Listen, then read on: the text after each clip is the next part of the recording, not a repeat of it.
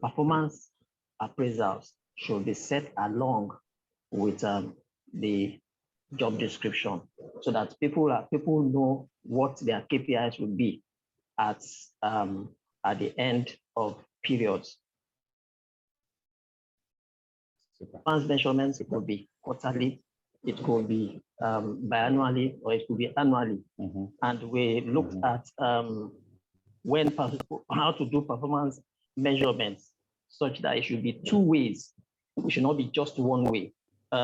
Employees should be given the opportunity to be able to look at how they have fared or how they have performed on their job, so that they can discuss it, and where there are laxities, things are done, and when there are successes, things are also done. We also looked at succession planning. The previous speaker mentioned that one should not actually make him or her the sole owner of a job. One should be able to bring people up on jobs, so that when there is a gap, employees are able to fill it immediately. No gap should be created as in the facility management department. Then we also looked at the importance of training. Importance of training on the job, or even as a way of motivating your workers. So these are the few tools I was able to understand, and yeah, good to go, sir. Thank you, sir. I can't hear you, sir. Thank you so much, Afeez. That was fantastic. Richard, let's hear from you. Thank you. Okay, good evening, Mr. Paul. Good evening, everyone. For me, what I took home from, apart from all that has been said, was that as a facility manager or as a staff or a worker, you must not just start up. When you start working, you start using your salaries to meet family needs and help people.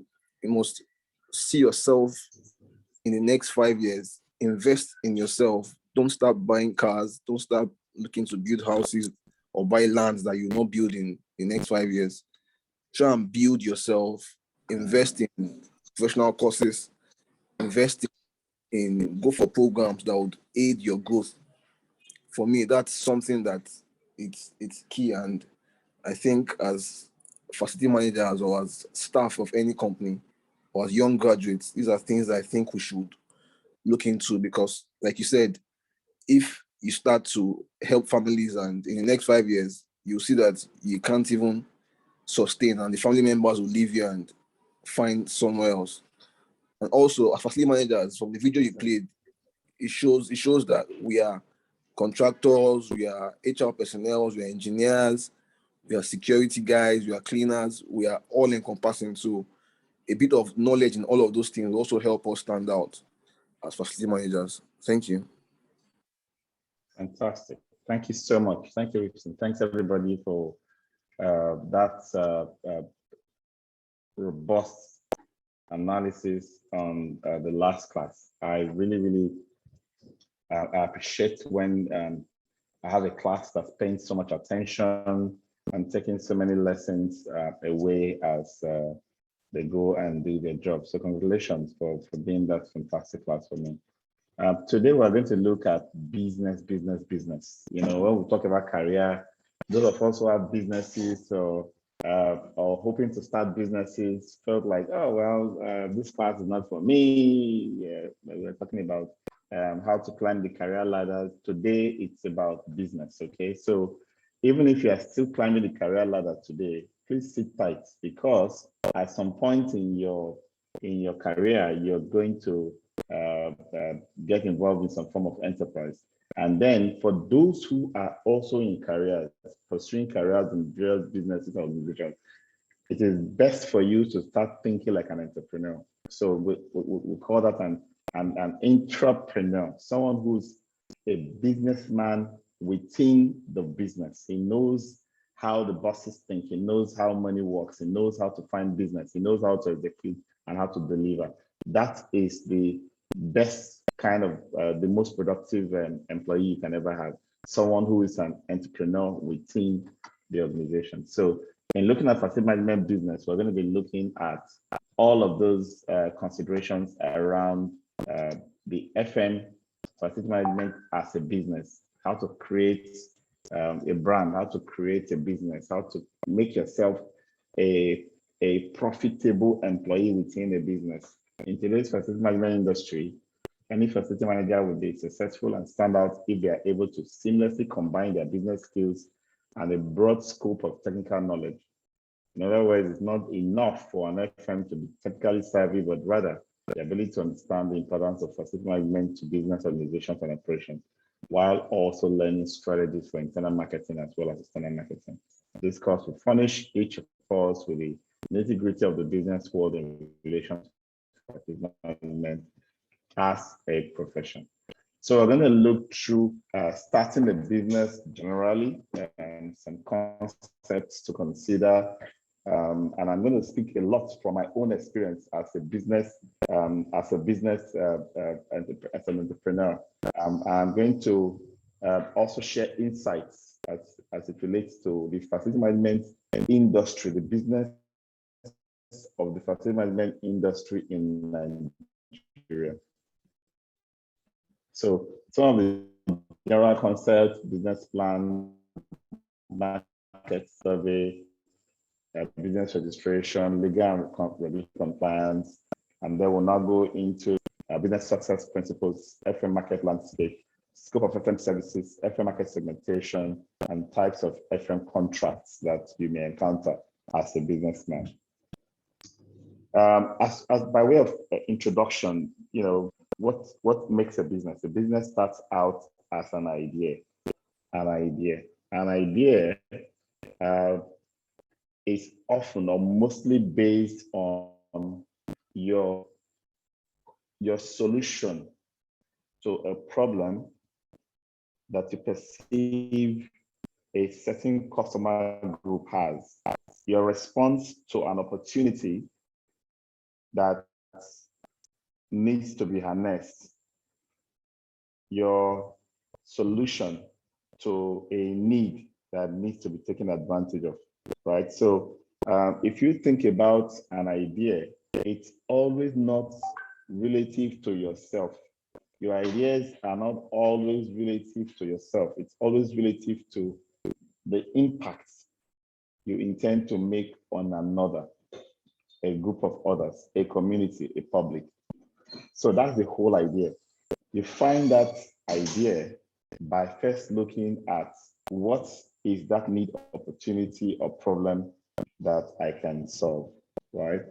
And mind you, when starting up a new business, we are always, in fact, it is very rare to find something you are starting up today that no one else of the 40, 50 billion people that have been through this earth have ever thought about. It's not likely, right?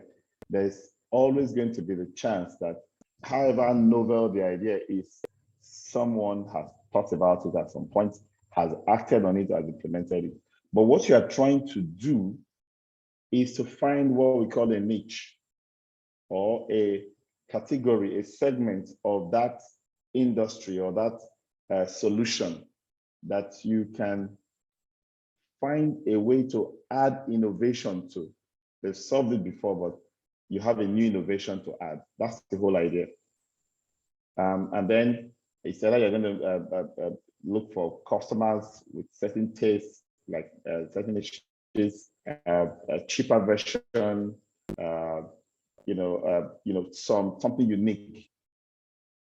So don't drive that uniqueness to the extent where you are immobilized by the thought of what someone else has done. People have done it, but how can I do mine differently? That's all that you need to think about.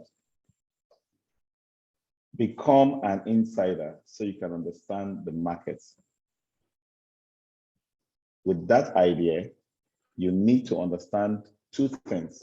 One is the profession itself, the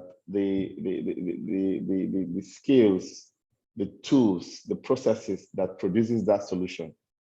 So you become a professional, and then you understand the market. You dig deeper into the customer base, your proposed customer base, to understand the market. You carry out some studies where you think about, pick a sample problem or issues, and then you suggest a solution, and you begin to play the mix and match game. What you're trying to do here is sampling for idea, for opportunities, for comments, for feedback before you roll out fully. Ready to roll out fully? Come up with a business plan. Business plans could be everything from one-page summary of what's the problem statement, what's my solution, who are my target customers, how will I reach them, and so on. Just outline 7, 8 headings in one page or 2 pages can be your business plan. Or it could be as long as hundreds of pages where you are doing market segmentation analysis, you are doing market penetration analysis, you are doing funding, cash flow models, so many complex stuff that can go into a business plan. But the baseline is, don't have that your idea in your head. I want to start a cleaning company, and my cleaning company is going to clean only white tiles. When there are stains in white tiles, I'm going to be the one they're calling to come and take off that stains in the white tile. And probably I have a solution, a certain formula that I've made that I don't intend to sell that formula into the market. I intend to use it as my business base, where if I get a job, I'll take my own formula, go and clean and purify that white tiles. That is what I'm thinking of, right? So I'll have to make an analysis of how many such opportunities can there be for cleaning of tiles. Have I even heard of it before? Who can I speak with that has done this kind of job before? Who do I know that has had this need or this problem before that I can use to estimate the ratio, the proportion of how many people might have this issue and might need my help, so that I can be able to estimate what this business will look like. So I need to start by putting everything in my head down. 1 line, 2 line, 1 paragraph, 10 pages, 20 pages, 100 pages is all part of documenting what you have in your head. Don't leave it to your head and start acting and say, yes, this is what I'm working on. Because that thing will keep changing, keep evolving as you go. As it keeps evolving, if you don't already have the original documentation of what you had in mind before, as it keeps evolving, it keeps changing to something else. At some point, there will be no correlation between how you started to where you are and where you are going. So that's why you need to keep documenting this. Register your business. We all know that right now in the country, if you're still running the business as your name, that business is going to remain small. Major corporations or major businesses will not take you seriously. So you will not be able to break into the big leagues. So starting with a registration, and now the registrations are so simple. You can actually do it in CAC websites. You can finish the whole process of registering the business in 2 hours. You pay, you get everything, all downloadable now. Before it used to just be the business name that was that easy, but now even the limited liability companies, you can register, pay stamp duties, have everything done, have your memos loaded, everything done right on your desk. So you don't even need a lawyer, a company, a legal person or an accountant to open the company. And it has even become sweeter. Instead of going back to go and create a tax registration, our companies now come with tax registration. It's automatic. When a company is registered with CAC today, you see your TIN number right in the documentation that comes with it. All right. If it's a business in an area where you need certain licenses, if you want to work, for example, even if you want to do cleaning service for an oil and gas company, you need a DPR permit, for example, right? So those are the kind of things that we're talking about. You need to get the necessary licenses and permits for the business. Acquiring an office space is, is something that it's relative. It's not something that we will push as a major requirement when you are just starting out. Except you already have a funding, you're not looking for anything. You just need to put all the money inside the business. But be careful because this is something that some of us have learned the hard way. When we started out, we had so much money.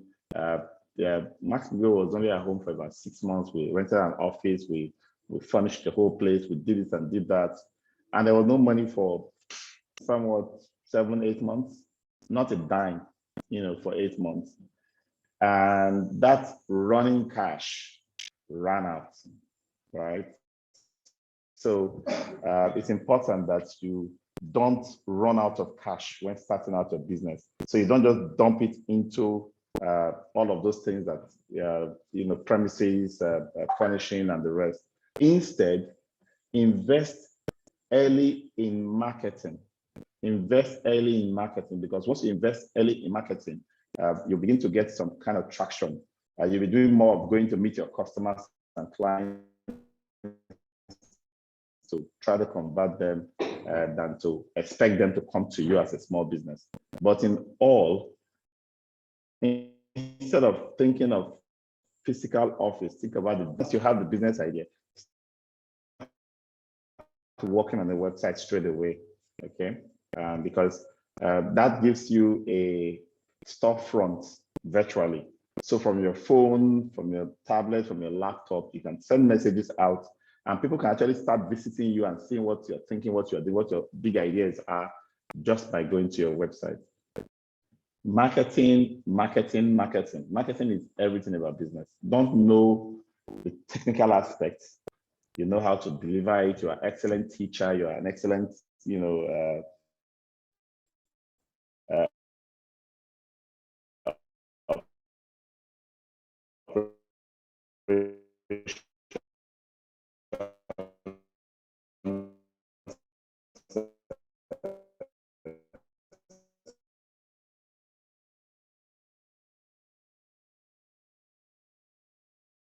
face, friend and family,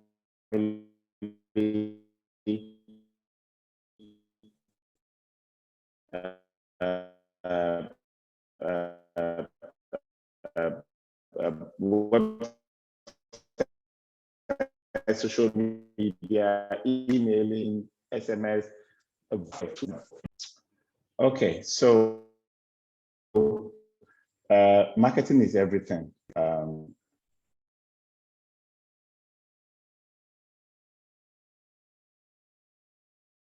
Say things like, I want to start a business. If you don't know how to market what you claim you are good at, you are not that good in the first place. That's the first point. You are not that good. If you are that good, you will be able to market it. So you must learn and acquire that skill of marketing. Second point is, whoever does the marketing is the owner of the business. Whoever does the marketing is the owner of the business, because if you are a good producer, a good service delivery person, and you don't market, if I market that business, I will be getting you to produce for me, because all the clients will be mine. That's the reality. All right. So I get to funding, the basic sorts of funds will be your savings and friends and family. You need to be very, very conscious about how that fund runs out. So what I've learned and what I've been taught in business schools is to ensure that you don't use up the first half. You leave one half as if it's not part of your plans to put it in the business. You take the first half and then you use it to start up, and then you make mistakes, you refine the process, you tweak your steps, and then you take half of the next half, right? This time you are spending smarter, you are more focused, you are going for value-adding items or materials or solutions, and you're driving straight for results with this 25%. This gives you even more mileage than what the first 50% gave you. And by this time, you have learned all the ropes, so that if for any reason you will be needing the last 25% of whatever you have set aside for that business, it will be because you are now on a steady path, because most businesses will squander the first investment that most businesses, almost 90% of businesses will have that excitement and then get burnt out and then flat out. The resilient ones are those that have the means to get back up, with a little more investment, and then they are back up and running again. Okay, so I'm going to allow you to read much of these materials. I'm going straight to, I talked about marketing as the most important thing in any business, marketing. I can be in an office all day, have a website, fantastic website. Nobody comes to my office, nobody goes to my website, I'll still be broke. There will be no business. There will be nobody knows you. Sometimes when somebody finds a good producer, a good company, or a good service provider, after enjoying the service, start saying, "Oh, wow, this is fantastic. How come nobody has heard about you? I've not heard about you all along. I just stumbled on you, blah, blah, blah." That's how you know a business that is not going to make it. That's not going to make it, because people don't become active, free time sellers of your business, even if you're very good, except to create some kind of loyalty or affiliates kind of program. Everybody acts in their own self or best interest at any time. Everybody would defer to their own convenience with every decision they make, right? So if you set all of your business hope on that chance one customer being able to tell the next one, who will tell the next 10, and who will tell the next 100, then you will be a long time waiting for your business. Now, when you want to start marketing, you want to market to the specific target audience. You don't want to be throwing your darts in every direction. Trust me, I've done this. I've thrown my darts in every direction, and I can tell you that millions and millions of naira can actually be wasted just by throwing your darts in every direction, right?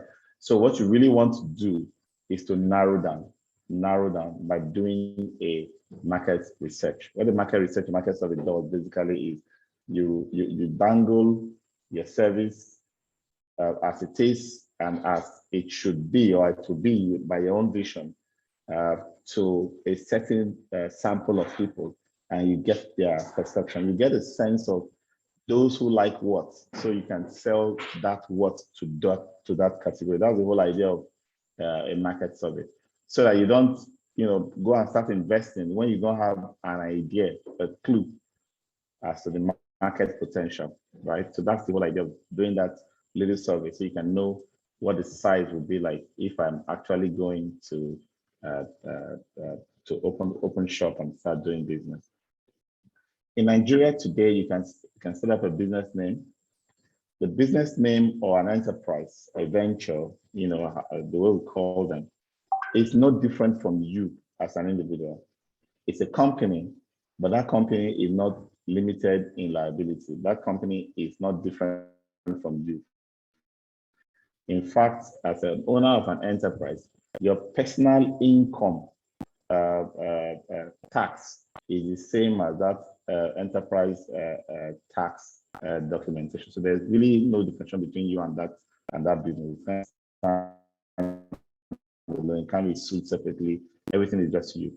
In a limited liability, could be private, could be public. The private ones are the most common ones. We call them LTD, or limited liability companies. These ones are companies that are owned by 1 to 50 people. The shareholders cannot exceed the number 50. They're subscribers to the company. They decide, they could have a board of directors. That company is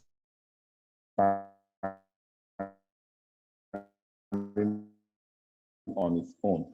A public shareholder, people who subscribe to it, can run into their millions or even billions. And when you have a private limited company that's a commercial business, profit making, if you're creating a non-profit, for example, you use the company limited by guarantee, LTD/GTE. So the limited by guarantee means that there will not be any profit sharing from such a business. Even though it's a social enterprise, a business, that business is going to plow back all of its revenues, all of its resources into the business, and the promoters will not take out a profit from it, right?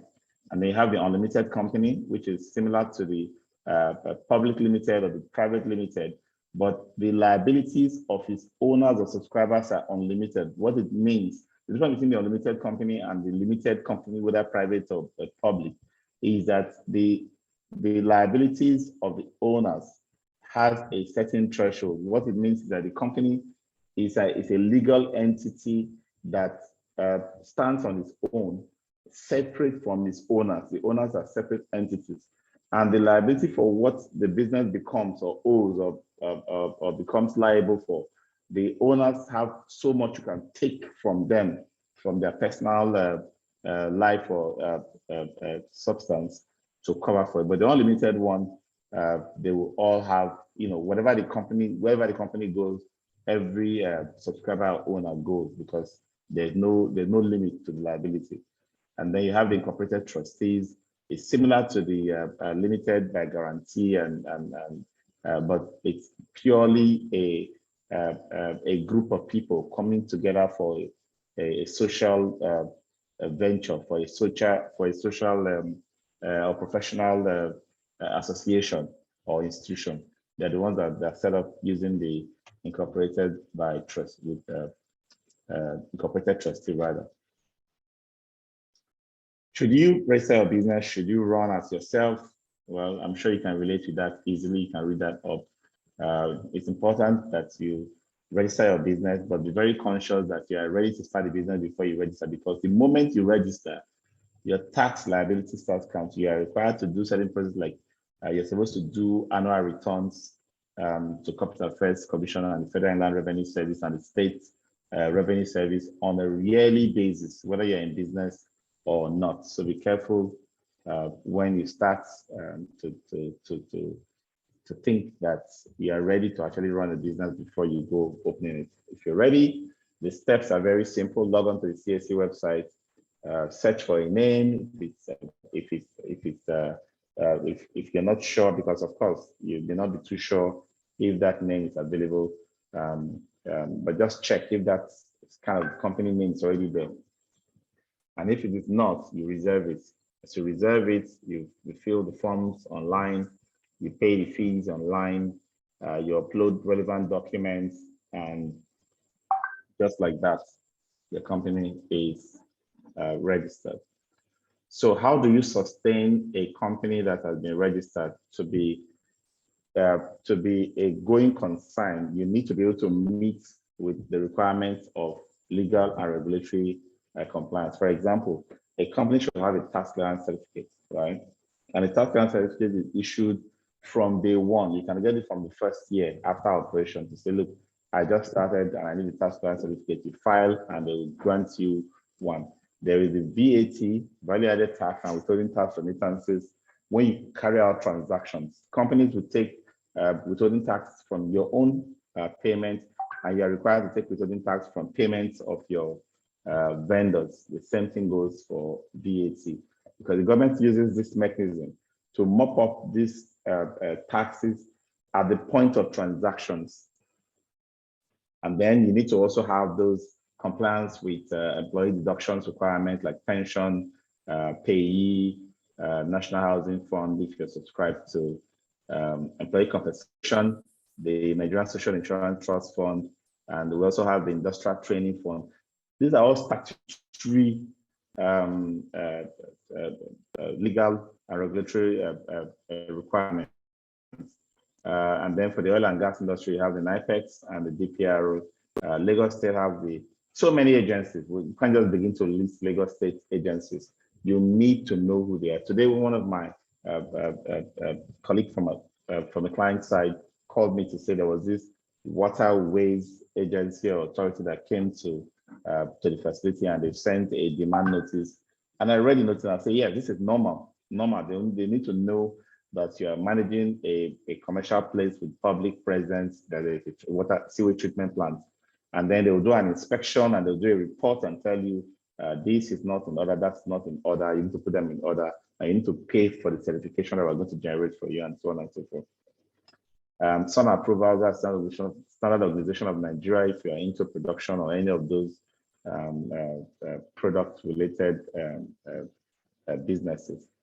And then if you are into real estate, you need to deal with the EFCC part. There's something you need to go and get a clearance from EFCC that you're not involved in, money laundering and so on. And then you need to also be registered with the Financial Reporting. So you can see all of these things are things that when you're structuring inside a business, you don't think about them. You don't think that they're important, right? If you know them, ask questions about them.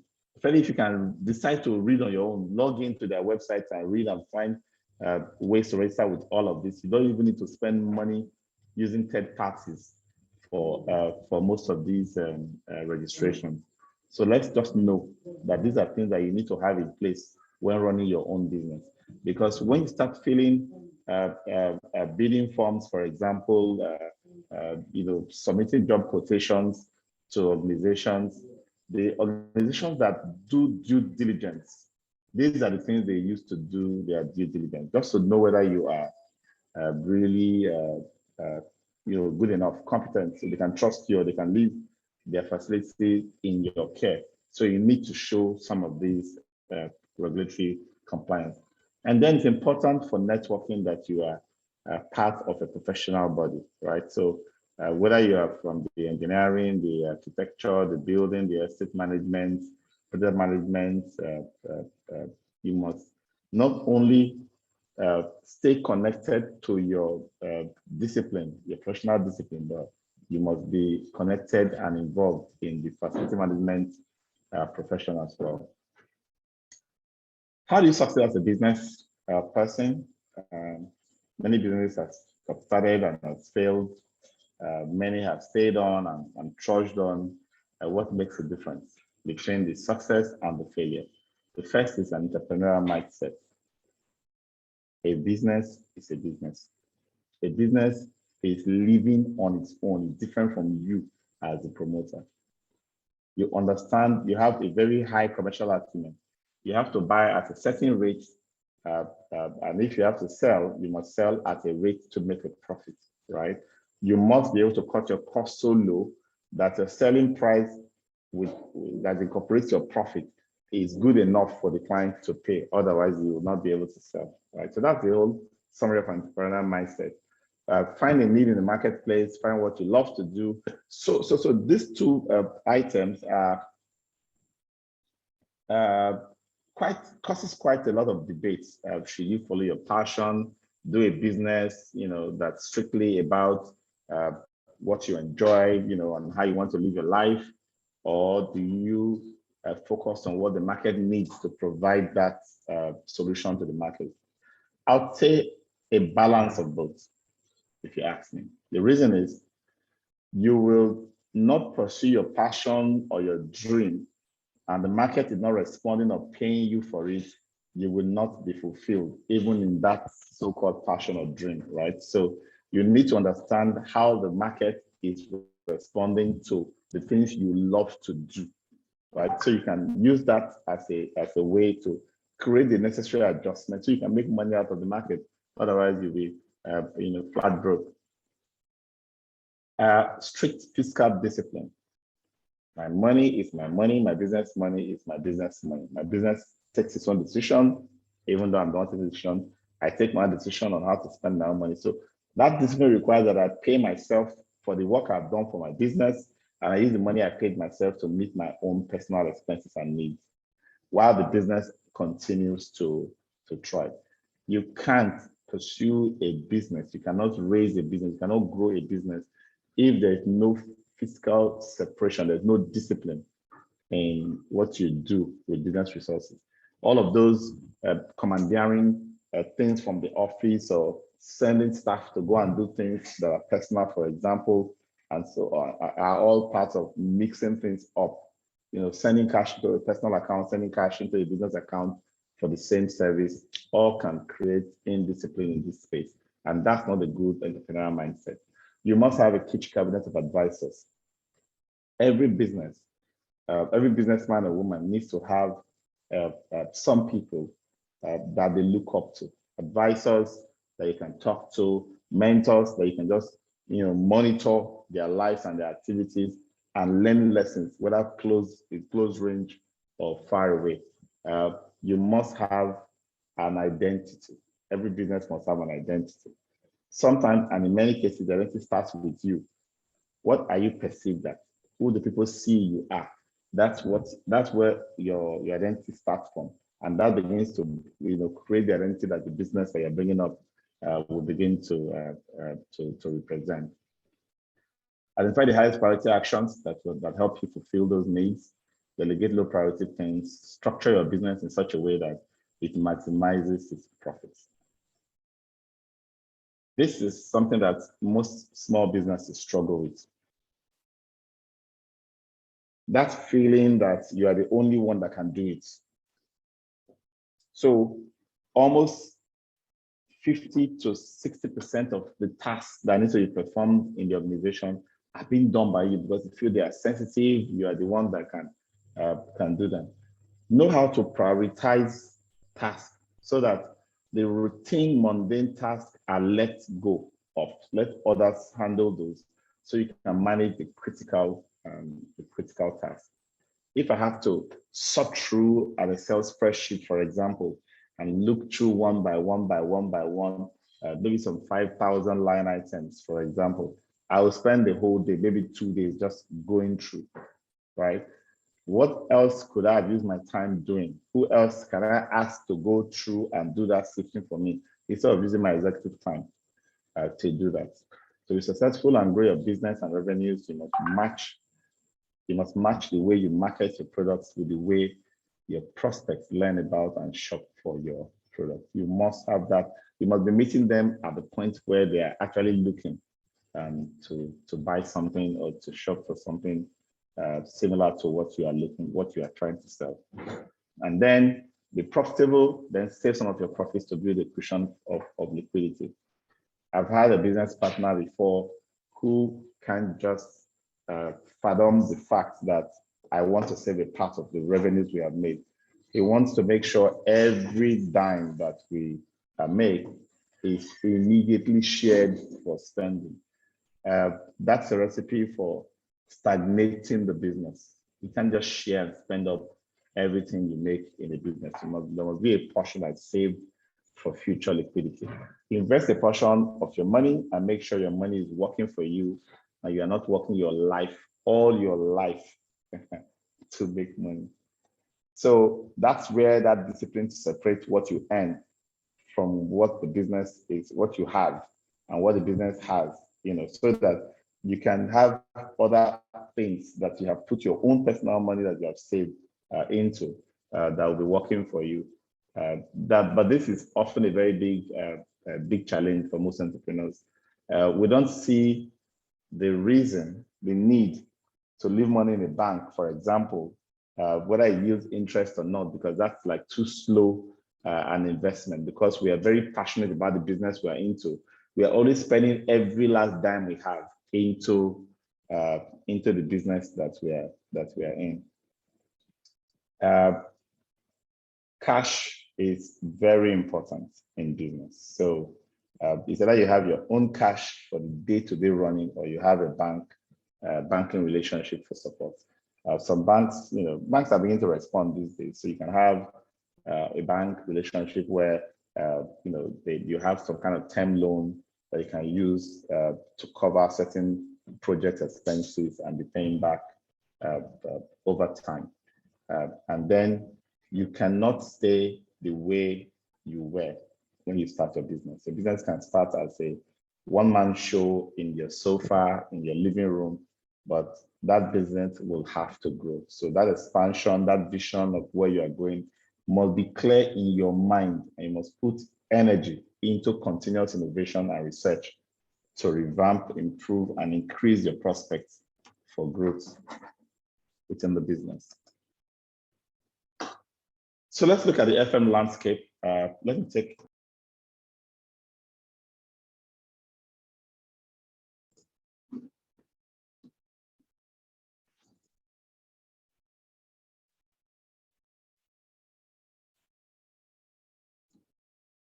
All right, so let's get back in.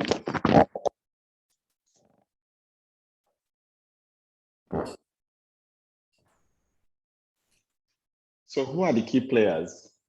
Which companies have outsourced their FM? What is your assessment of the market? Just a quick discussion. When we talk about FM markets, there are two segments to it. There are two aspects to it. There are those who are providing services, right? So people who provide plumbing services, diesel delivery, cleaning services, all of those services to maintain and operate our facilities.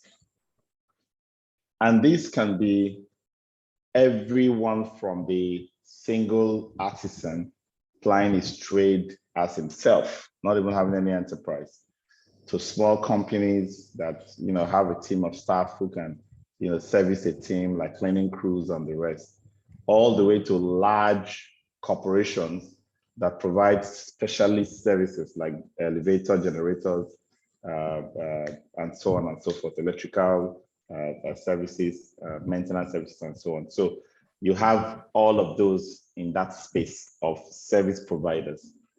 Then you now have the management providers. Management providers are what we will call the facility management companies.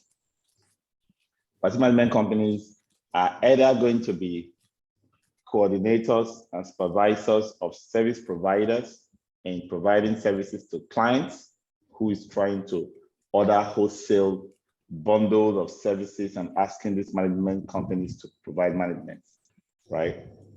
Or companies that are providing management with embedded services, total facility management models, where a company is employing directly individuals that will do the work instead of having contractors in its payroll or in its contract.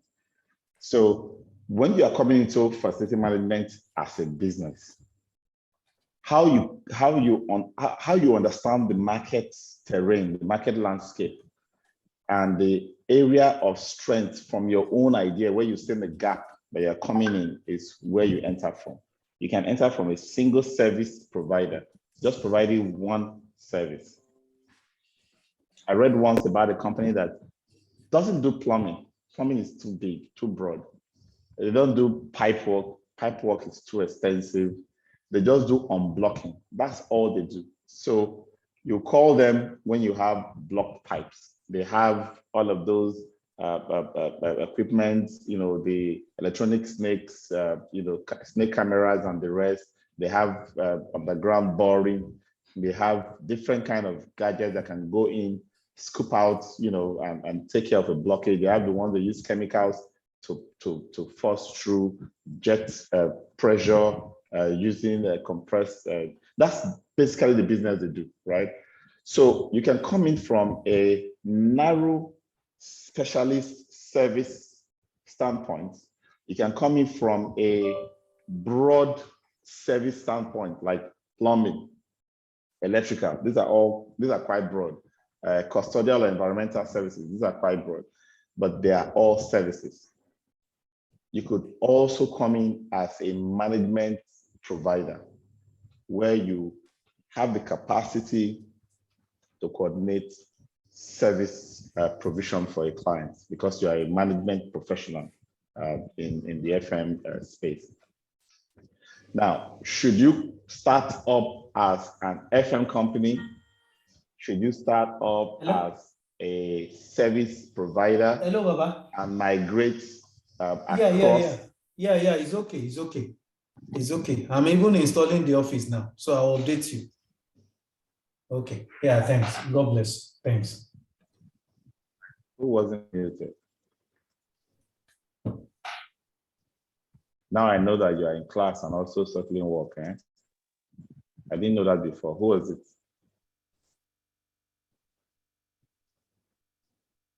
Forgive me, sir. I'm sorry, sir. The life of an FM. Okay. Right. So there have been some construction companies that have just finished building and then pitched to provide services, because there are a lot of things that are supposed to come from construction as the documentation, the knowledge base for professional facility managers to manage. And because they are supposed to produce this and hand it over, some construction companies see themselves as the experts in operations and maintenance, and they jump in and take on the job.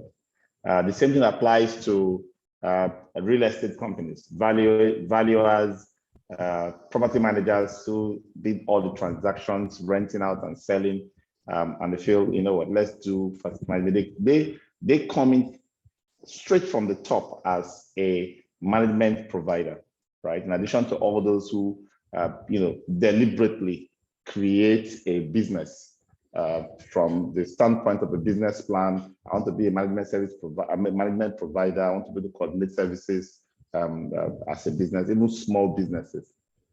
There are some that came in as cleaners, 20, 30 cleaners, grew to 200, 500, 1,000 cleaners. They are now a big organization. They now have what it takes to enter into the FM market and start providing management. After they've been seeing all these FM managers supervise them, manage their contract and the rest, why not, right? FM does not even have a barrier to entry, to be honest, right? It doesn't have a barrier to entry. The only separator at that management level is your level of coordination, the tools and processes you put in place that will stand you out from the charlatan who didn't learn anything, who didn't really develop himself in any particular area. So those are the key ways to get into the FM market. So our experience has been that we had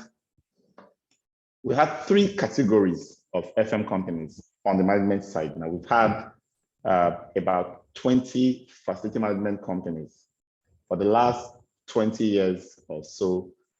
If you did a ranking of the top 10, you find almost the same top 10 names, right? And then we now have a bottom 1,000 or more companies who are basically just having one client, a few clients, one estate, a few estates.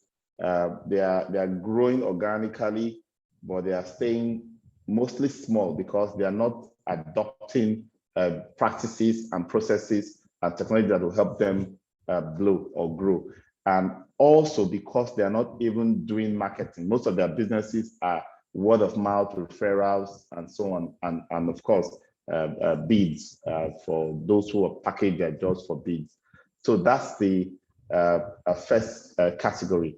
The top 10, top 20, and the second one is the bottom 1,000 or so that are just basically getting by as FM managers, helping to coordinate service and the rest.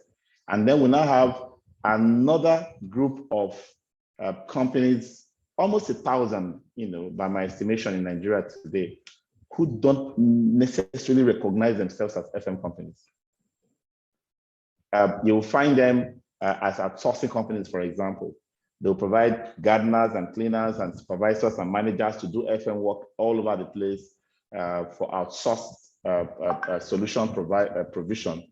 And they're basically doing the FM work and they don't even recognize themselves as FM, right? Companies. So, and that's quite a lot on its own.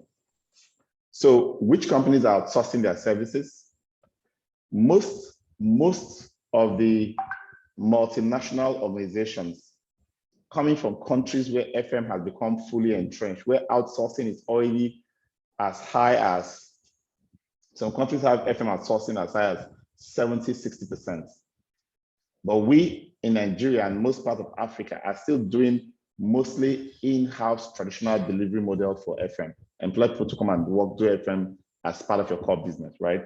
So most organizations that come from those kind of clients are the ones that will mostly immediately they land, they look for a way to outsource FM, so they don't have to have headcount and all the complications that come with managing people who are not in your core business, who are supposed to be providing a support function.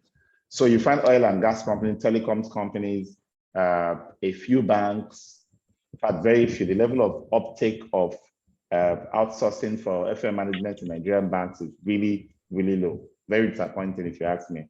So mostly telecoms and oil and gas that have done that. So you can have some of those big names, the Shells, the Mobiles, the Total of the oil and gas, MTN, Airtel, and the rest in the telecoms industry, mainly, outsourcing their management. So we're still brushing around 5 to 6% outsourcing level for management in facilities in our industry. So the opportunity is huge.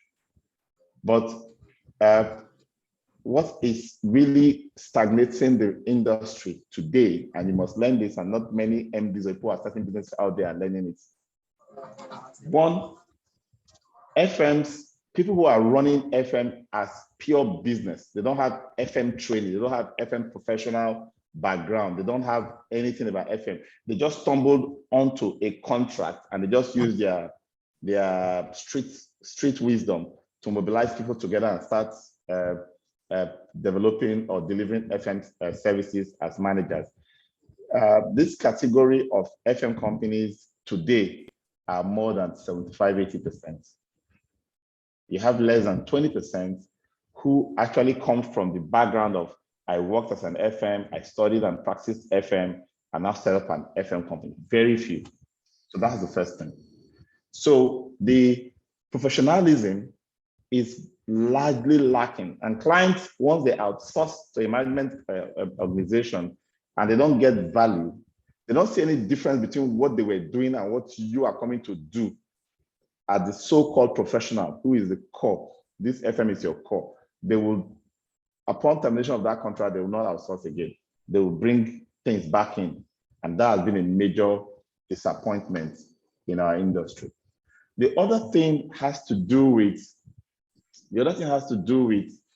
the structure of the FM contracts that we're currently managing. Too many financing is bundled into the FM service contracts.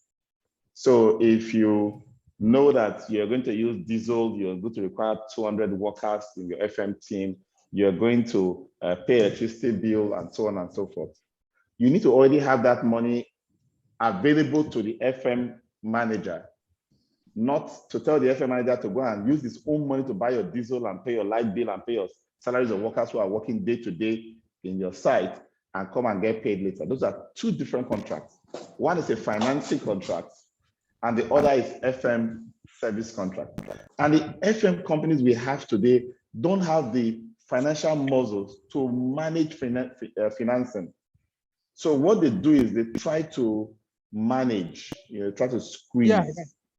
They try to squeeze, they try to make ends meet, hoping that the invoice will be paid and then they will not pay all their creditors, people they are owing both salaries and contractor fees. Now, that leads to a lot of contractors who are not happy, who are not being paid on time, who are not motivated or committed, staff who are not committed or motivated. And so the service quality dwindles badly. So with poor processes, poor technology adoption to poorly structured contracts where the FM company is taking on what is not suited for itself, you now have contracts that are failing. And this is a problem today. And that's why you see many companies going back to that, outsource the management, keep the services in-house. We can't have a principal contractor, or we can't even have a total FM contractor. We just have an IFM integrator who is going to help us manage. And that's even the 5% we're looking at.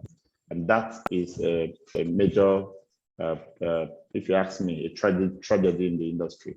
So if we as upcoming FM professionals want to go into business, We need to learn the business skills we started with. We need to know how to present ourselves as professional FM service providers and carve a niche for ourselves. When you win one job, that job should be used to make a statement. Just the way we said, when you are young, you invest in yourself instead of trying to buy cars and lands when you've not finished increasing your earning power. That's what your first job is. It's actually a seed. If you have that job, you use that job to FM management, economic and regulatory development, pressures for companies to meet up with competition pressure within their industry, is making them to outsource things that are going to be distracting, like FM services. Regulatory bodies are beginning to push more and more for regulatory compliance to health and safety and beauty code compliance. And they have increased demand for outsourcing and FM integration. There's just a general trend, a growth pattern for outsourcing, and it's making more sense to outsource because companies are also saving money. They are lowering their costs, they are simplifying their operations, they are allowing the professional companies to manage their services, and they are removing areas where it is becoming a distraction for them in their businesses. And as they improve in their FM delivery through specialists, they also get enhanced public image, employee commitment, and loyalty, and can attract the best talents into their businesses because they are more focused in what they're doing. And then there are increasing numbers of international contracts that are signed, at one point, and it's used to cover multiple countries. International contracts is making companies come into Nigeria. They won a contract, across multiple locations, and Nigeria just happens to be one of them, and they will now look for a local partner to work with. It's also driving this trend. And then the market demand for value-added services. Customers increasingly demanding that FM providers have an intimate knowledge of the corporate mission and competency to address the company's specific needs. This usually accounts for key areas of value creation. So you're being able to provide solutions that helps companies to meet their triple bottom line targets, social, environmental, and economic targets, will help stand you out as an organization to work with. FM service businesses can be, the services can be broad, so broad. I mean, this is just a small shortlist. You can break cleaning down into several: electrical, plumbing, space management, security, reception and mail management, waste, energy management, and so on and so forth. You can break them into several subgroups, and in each one you can have training, consulting, service, and management. So it's a broad scope to consider. So don't think of FM as only management. Think of the services that provide the direct shop floor attention as FM, so that you can start from your area of strength and area of passion, or what you love to do, because you have seen a need or problem that needs to be solved in that area. So whether it's hard or soft services, whether it's all industries. Every time somebody asks me when I'm trying to do a marketing strategy, a business strategy, or any kind of strategy document, so which industry should we target or focus on? I said, look, we are industry agnostic. If they have properties in large quantities or large areas, then they are customers. That's the truth. Whether you're in IT, whether you're in manufacturing, whether you're residential, whether you're in hotel and anything, provided you have vast properties and many people using those properties, then you are a target for the FM company. So you can imagine how broad and large this market is. It's not a market that you're looking for customers. The customers are everywhere because people will always need spaces to do all the things that men do. We've gone through the types of FM contract, TFM, the IFM, the two types of IFM, TFM and principal contractor and the integrator in our previous classes. So I'll just ask you to read through this as a refresher. We've also gone through the input-output specification approach. You are either developing a scope. A contractor is either being given a scope of work that tells him what to do, or a scope of work that tells him what the client expects to get. So if I take a clean example, in the input specification, the client is telling me, get a napkin and wipe in circular motion and spray a certain cleaning liquid and wipe in circular motion. That's what the client is telling me to do. That's input specification. But in output specification, the client has no need to explain to me the cleaning liquid, the napkin and the kind of motion. The client is only going to tell me there's a table and I need to be sure that there's no dust, no stains, no ink stains, no smudges, no cobwebs in, on top and under the table. So basically, I decide how to go about delivering that kind of contract as a contractor. If I have a lot of advantages, the whole risk of that contract is on me, because the client will only expect to see what he has booked for, which is the output from my work.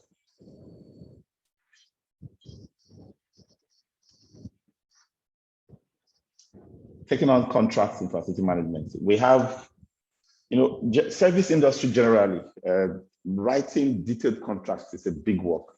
People don't want to pay the consultants who will do the detailed write-up for the contract. So they just do some wishy-washy write-up, 2, 3, 5 pages, and say that's the contract. Most contracts are not detailed enough to avoid issues. You will always have issues. If you look at contracts that are few pages, line items summarized, not sufficiently detailed in scope, specifications, expectations, then we'll have all those additional requirements popping in here and there, or you just having to use your own goodwill to deliver good service. So make sure services are described in the contract and the schedules. Measuring the standard to which the service is delivered is crucial. Will the service you buy today meet your business needs in 3 years' time? Is this contract we are trying to award or you are trying to receive, is it going to be valid? Is it going to be a need for it in a few years' time? So that you have to have that futuristic approach to looking at things. Critical to building, right to terminate when the supplier does not deliver to his promise. Again, no contract should be made so binding that you can't get out of it, right? Make sure that price and quality benchmarking is done, because there's going to be all kinds of risks that will throw themselves up. So you must factor in this risk when drawing up the contract documentation. Document what assistance the supplier will provide on exits. Some people are leaving as contractors and they don't even leave one file on ground. They frustrate the client. What do you own? What can they take away? Let it be there. I've seen a situation where even a software that was used to manage the client's property, they are not even willing to share it with the clients. That's how serious it is, right? You're not even willing to share it with the client. That's a big challenge if you run a contract that way, right? And then what about employees? Contract is ending and they are trying to poach one employee or the other. You need to cover that in the contract. You can't poach my employees. They cannot go and work for you. And you cover it on both ends. If you're a contractor, make sure that your employees have that in their contract, and you also have that in the contract with the client. Who pays for the exits? Decide this up front. It's important to ensure that the exit arrangements are flexible on both sides.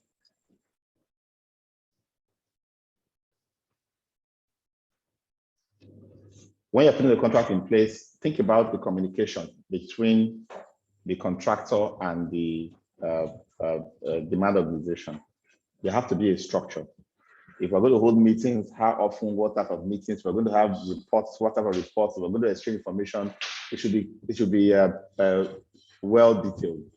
Performance management.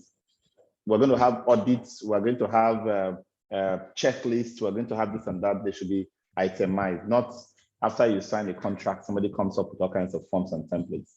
How to handle issues. If there are issues between workers of the two parties, confidentiality aspect has to be taken care of, and then insurance needs to be taken care of as well. It's very important that you may not have all of these details in very small contracts, right?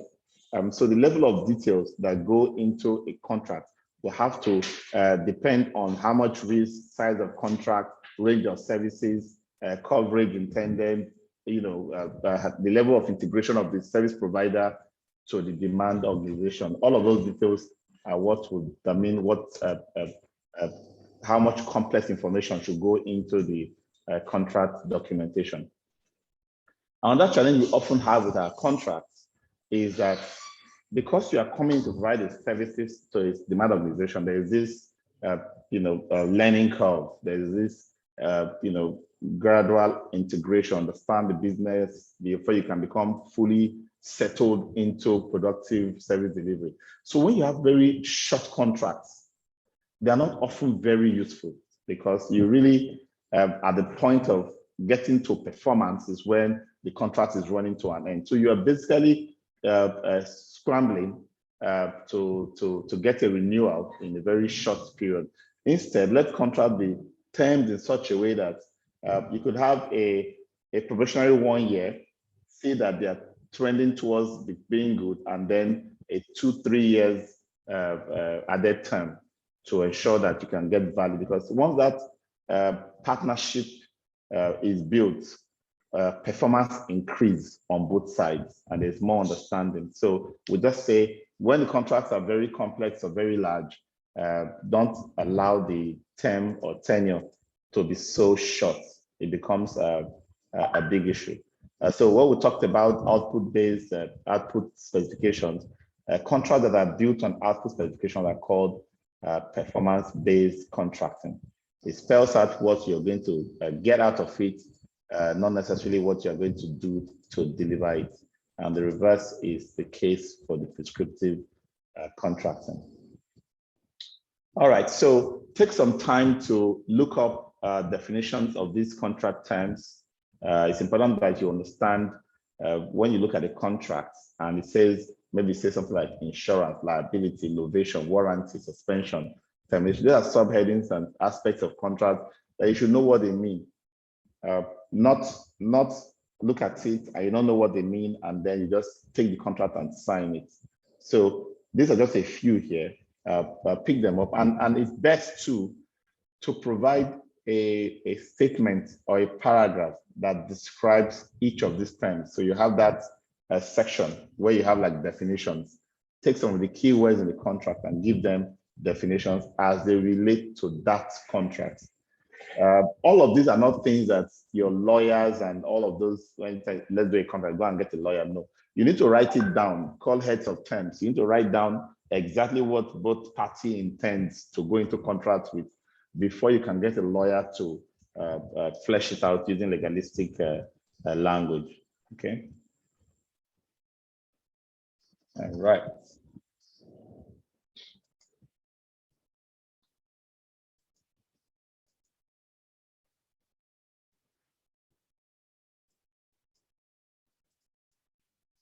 Let's hear your questions, comments, and feedback on the lesson. Abayami, go ahead. Go straight ahead. Yeah. Hello, sir. Yeah, sorry about my background. I had to enter a restaurant to catch up with this class. Sir, is it possible we get to see a copy of the service level agreement or a contract document that we can critique or look at? Okay, why not? Why not? Class? Why not? I can get you one. Okay, I can get you one. I'll get you one. Yeah. Thank you, sir. I'll probably just redact it so that because you know if you go online, you will find mostly foreign samples of documents. So if you go online and say I'm looking for an FM contract document, you will find foreign samples. Very few of documents generated from here are put online when it comes to contracts. So I'll probably just pick up one that I've used and redact it and share. So you know, if you prompt me at the weekend, you can chat me up on WhatsApp on the weekend so I can remember to drop something for the group. Okay, thank you, sir. You're welcome. Joshua. Good evening, sir. Thank you very much. Okay, questions. One, we talk about we having when the terms of contract it's robust, or when the contract is a robust one, or the scope is a robust one that will show if the contract duration shouldn't be short. Shouldn't be short, yes. Shouldn't be. Okay, so my question is one, when the short, what do you mean by the short? What determines the length? Is it months or years, 1 to 2 years? Short. Any contract, any FM service, every FM management contract that is 1 year or less is short. Okay, short. Okay, that's one. Then two. So, if the contract is robust, can a client, like a contractor, now tell and it's robust and it's short, maybe 1 year? Can the contractor put it to the client that we need this contract to be more than 2 years or maximum 3 years, like you said? Can we put it to them? Yes, it's very helpful. It's very helpful. It's very helpful to have that discussion, right? I have worked out of several offers. There was once a client wanted to give a job and it says there will be a 3 months probation. After 3 months, he wants to split up the job into the site into 4 and give 4 FM companies. And then after 3 months, he will not sack the worst performing FM company. And I said, it doesn't make sense. Even if I'm not going to be the worst performing FM company, whoever you give a job in 3 months should not, is still in transition. You cannot be telling the person whether you have performed or not, by that 3 months time, So I said, no, I wasn't going to participate. I've had the same thing with 6 months and I wasn't going to touch it at all. You can't give me a contract and say 6 months renewable for another 6 months. What kind of service provision is that? And most of the customers who are doing this kind of risky approach to contracting, they also expect you to fund them their operations with your resources and get paid later, and they are not. You are not having the same power to checkmate them in they are not paying you on time and all of those infractions that come into the contract while they are in their own inability to meet their own aspect of the contract can still judge you and fire you at the end of 6 months, and you just have gone there to waste your time. So sometimes some contracts are really not worth it. If you are building a team, building a process, getting to know the organization, their strategy, their mission, what they are trying to achieve in the area of facility management, by 3 months, 6 months, you are just getting to have full grasp of everything. By the time you start developing strategies and start deploying it, by 1 year, you basically just started on the new turn to provide value. So it is the second year that they can actually use to appraise you and say, okay, let's see if this guy has been full as he promised. It's when you start failing at the second year, then they know that you don't have the processes and you cannot provide value to them.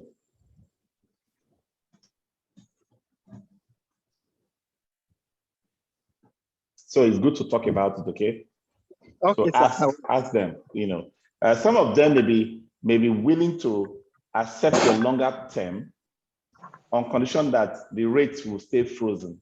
So that's one risk you need to check, because usually we would like to say in year 2 and year 3, there should be an allowance for inflationary escalation in the rates. But some of them will want to jump on your need to have a longer term and freeze rates, and that can become a financial burden on you later.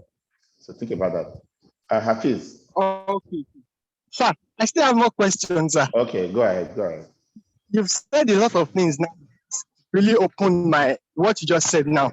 Okay, so we can work out of the contract if the terms, like the contract duration, is not like you talked about. Yes. Give reasons why you are not going to participate.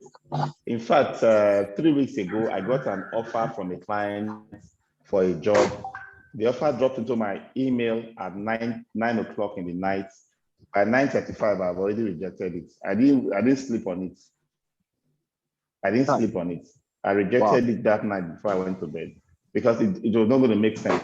And I spent 3 weeks in that bidding process. So if it's not going to make sense, it's not going to make sense. There are other companies that want to take it, provide mediocre and shoddy services and so on and so forth. But I will have to state the reasons why I'm walking out, and then I'm known. So if I state my reasons politely and clearly, the next time after they get their fingers burnt, when they call me, they will listen to me the next time. It may take a year or two for them to get their senses back, but definitely they will listen to me when they come back. Thank you, sir. And okay, and from what you said a while ago, something happened to us and we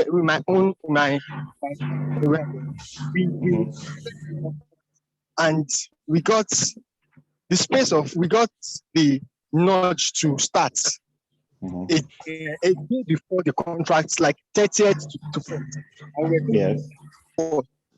We got the nudge on the 31st, and the money to the mobilization, we sought for the mobilization, and that's one.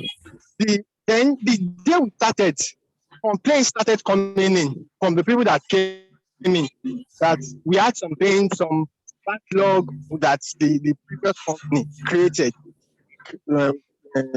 liquid waste. They didn't evacuate it, so it spilled up the first day we started, and we started getting escalation. Somebody else's problem. Yes, it's common. Started getting escalation. So from what you said now, what do we do? We call the attention to it, and those escalations, if you don't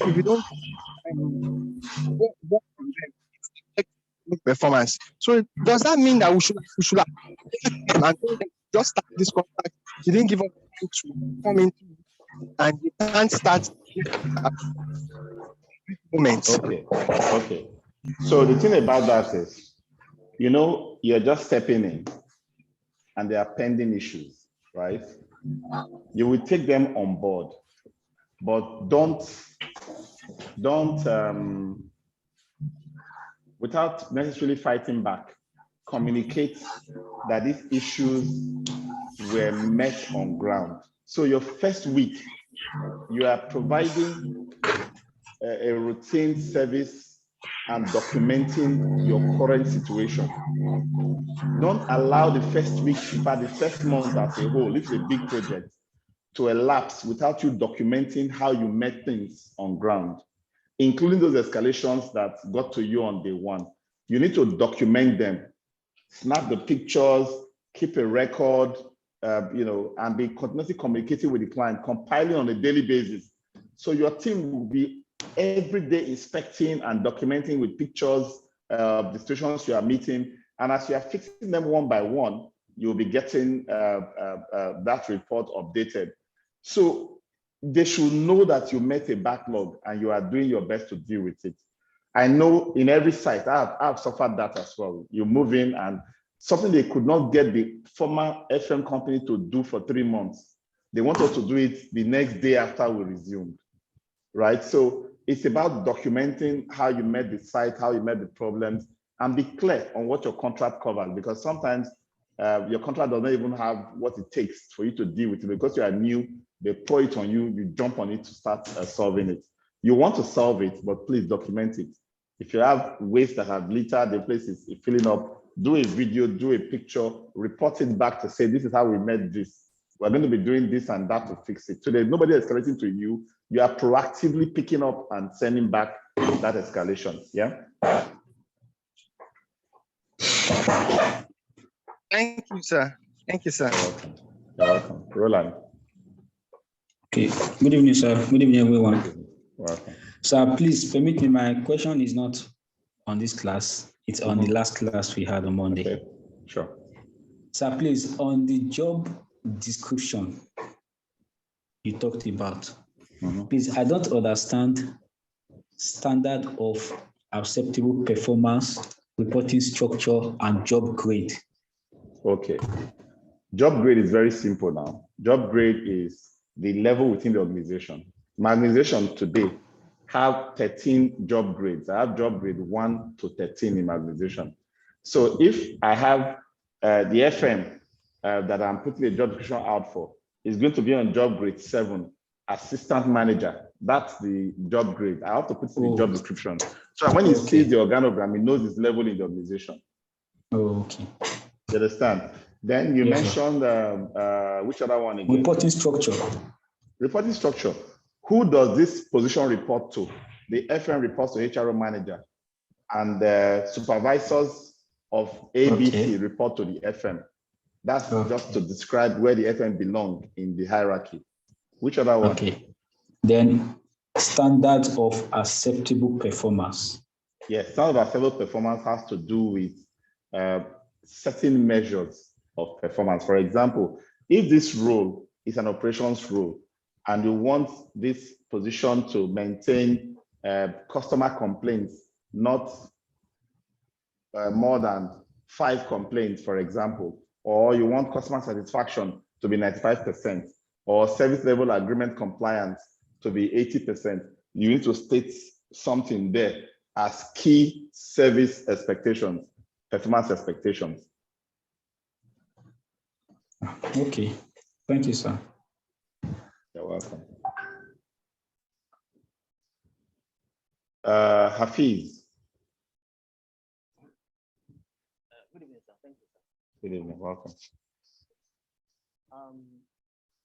I have a few questions. I have a comment to make to further buttress some of the things you have given us, sir. Okay. Now, the first question is on tax liability. You mentioned during the formation of company, you mentioned tax liabilities. At what point do a formation of a company, at what point does the formation of a company relates to paying taxes? Let me break it down further. What I'm saying is that practically I registered a company sometime in 2016, and I didn't open an account. It also has a TIN number, but I didn't open an account for that business with that business.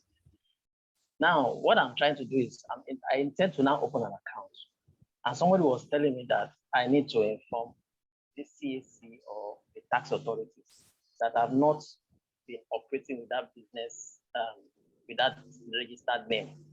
That if I open the account, that they will start calculating taxes for me from the day I registered the company. Even though you have not done any business with that name. That's very correct. That's very correct. So we have what we call annual returns, right? Annual returns is an annual filing. From the day you open the business, every year you must file, not yet commence business. You must go and be filing it every year.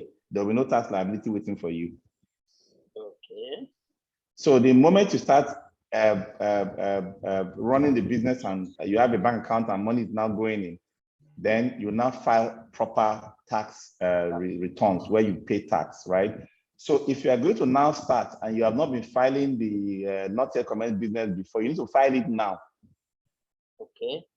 And then you are going to pay the filing fee for the number of years. In fact, you're going to pay the document for every year of the number of years you've not used that business before you can start using it. Okay, sir. They are called statutory filings. Yes. So you don't miss them. If you miss them, you will do them. They will accept all with penalties, small fees, before you can now start using that company. Okay. The second question, sir, is what is the name when it comes to what is what? To registration of a business, of a name when you want to do facility management business. Now, what is what about name? What is the name? Yes. Are there specific names for registering a facility management business? For example, now, sir, with all due respect, you are Max-Migold. When I first saw Max-Migold, I could not relate it to the business management. Yes. Facility management. Yeah. Yes. So, and I have other people who are running facility management business who are saying that they have so ABC facility management, ABC XYZ integrated facility management, and they are doing facility management. Yes. So what I'm saying is that what is in a name to do a business of facility management? Okay, so the truth is, a business has to have an identity. That identity can be tied to the identity of the owner, a value or a principle the owner holds, right? Or to reflect the kind of services that business will be producing. So that's why you see businesses in the fast food liking to use chicken, Tasty Fried Chicken, Chicken Republic in their names, right? Because chicken should remind people that, oh, you want to eat chicken, right? So different businesses have different brand identities. In facility management, because the services and the management provisions that we give are so broad, you will not believe a company as big as KPMG today is providing some elements, some aspect of facility management consulting as big as they are. People do environmental consulting, do energy consulting, do building feasibility and the rest using big consulting companies. Those aspects of their business are facility management business, but they are who they are. So what you need to do is decide on what kind of brand identity you want to create. Create a brand identity and define it and project it. Some people, brand analysts will tell you that the name will project you, right? But that is only half of the truth. The name will project you only so far, so that, so let's assume it was Max-Migold Facility Management Limited, not just Max-Migold Limited. Everybody can easily say, okay, so Max-Migold is Facility Management Limited, right? So you have to spell it out fully to say it is facility management that they are into, right? But if you have, or a company say, I'm a total facility management, or I'm a Excel facility management, right? They put that in there so that can easily project them as, oh, this is what we do as a business. But if they don't project that brand themselves, they don't create an identity for it, create a brand image, they don't create a public value for that brand, it will still remain small. It will only be projected to whoever hears it, right? So if a brand decides to deliberately create its name and project it, they get to their expected results, even without having to call everybody facility this, facility that. And that's why if you look at facility management company names today in the market, out of every 1,000, you probably not have more than 100 that have facilities in the name of their companies. Some are just management services, some are just services limited, some are integrated, some are logistics services. You get what I'm saying? Some are, just enterprise or limited, anything. But because there's no, this is the standard for naming your business. Olutoye & Co. is a company, right? What is it into? Olutoye & Co. have to define what they are into and project themselves as a brand in that industry. Otherwise, it will just be lost. All right. Thank you very much. All right. Thank you, guys. I still have a question. Go ahead. I wanted to make a contribution. When you were talking about, when you were giving us statistics of management companies, management companies and outsourcing, I want to buttress what you said when you mentioned banks, that they don't normally do facility management. They are not really involved in facility management. Honestly, it's really wishy-washy in that aspect of business. In the banks, what they normally do is they have what is called a corporate services unit, or they have what is called a support service unit. And so what those units now do, they have it up to the level of general managers. And what they do in that aspect, that they now outsource services in different facility management areas. Some have cleanings, some have people who are going to do their ACs, some have people who are going to provide canteen services, some who have different, and so you have a lot of external and outsourcing companies that comes into the bank to provide something that looks like facility management business for them. And I think it's really not tidy. To my own thinking, it's really not tidy. So, sir, how can one now propagate?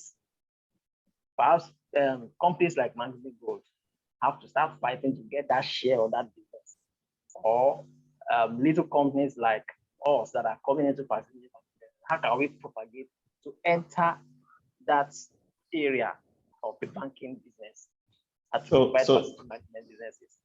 Yeah, I agree. The banks are disappointingly slow in outsourcing of management. You have some banks having as many as 50 to 80 facility management staff, in their payroll, and you can just wonder, why they have to keep that large payroll within their team when they could outsource it, But the thing is, it's an evolutionary process. It's not a revolution, So we have to grow through professional bodies, advocacy, through increased excellence in the little contracts that we have here and there, to show that we can have the capacity to deliver services to meet their requirements before they can begin to outsource. Some have outsourced and taken it back in because they did not see value. So it's a challenge for the industry. At our level, as a company that is trying to advance the industry, at professional bodies levels of the AFMPN, the IFMA, and the IWFM, and the other professional bodies, I think we are doing quite a bit, but it's evolutionary. It's going to take a while to get companies to start, coming out to appreciate outsourcing. And one of the things that we are also planning to do in the nearest future is we want to build the capacity of small companies. So even beyond what we are doing in these FM deployments today, we are planning a program where we are going to ask everybody involved in FM companies, starting FM companies or growing FM companies, come, let's do a company growth program where we actually walk through certain tools, templates, processes for delivering FM service. We'll create it as a standard for delivering FM service. I'm sure we're going to start speaking a different language and have a kind of a seal of quality that when you have gone through that process, you are certified to be able to deliver quality services, even as a small company. That is something we hope to use to build up a world-class standard over time. Because it's when we build our inner capacity that these big organizations will see that what we are doing is better than what they are doing for themselves. For now, they can't convince them by just talking. Even the few that were convinced by talking, they have sacked the FM companies and taken it back in, which is a failure. Yeah. So we need to build our capacity to actually deliver using standard processes and tools and technology. So it's a lot of work to do. Okay. You're welcome. You're welcome. Okay, thanks everybody. Thank you for being in this class, and thank you so much for being in class every weekday, and those who come in for the weekend. Please start studying your materials. You have access to the videos if you are not owing tuition. Please start rewatching the videos consistently. Don't waste any time. I will not tell you that the exam is cheap, right? So don't play through it. I really need everyone here to pay attention to the materials we have gone through. We watch the videos, check through your notes again, and ask questions in your group. We keep answering those questions on an ongoing basis because you all must pass. Everybody must pass, okay? So start digging in right now. Thank you so much and have a good evening. Bye-bye. Thank you, sir. God bless you, sir. Bumi-san just came up when I was saying bye-bye. So Bumi, go ahead and speak. Yeah, I wanted to know if we can get sample questions, what it looks like. Is it theory objective? No, it's all objective. Look at your platform now. They've written it there. There are 300 questions broken down into 300 questions, and they are multiple choice. Okay. Okay. Yes. So you can take I know you 100 spoke in the about- morning. You can take 100 in the morning, take 100 in the evening, take 100 the next morning. It's 24 hours. Oh, okay. Okay. Thank you, sir. You're welcome. So during the exam review that I'm going to have with you, I'm going to take some of the real exam questions and review them with you. A sample, a random sample. Okay, sir. Thank you, sir. All right. Bye-bye. Thank you, sir. Thank you. Thank you, sir. Thank you so much.